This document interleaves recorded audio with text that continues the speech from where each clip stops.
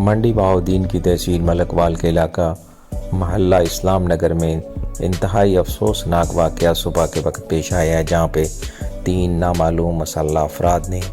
گھر میں گھس کر فائرنگ کی ہے، اندھا دھند فائرنگ کی ہے، جس کے نتیجہ میں 50 سالہ ظفر اقبال جو مسقط سے چھٹیاں گزارنے کے لیے اپنے گھر آیا ہوا تھا، وہ موقع پر جاں بحق ہو گیا ہے، جبکہ فائرنگ کی زد میں آ کر اس کی بیوی سعدیہ بی بی شدید زخمی ہو گئی ہے۔ سعدیہ بی بی کو تشویشناک حالت میں عزیز بھٹی شہید ہسپتال گجرات ریفر کیا گیا ہے۔ پولیس نے مقتول کی لاش پوسٹ مارٹم کروانے کے بعد ان کے ورثاء کے حوالے کر دی گئی ہے۔ پولیس کی جانب سے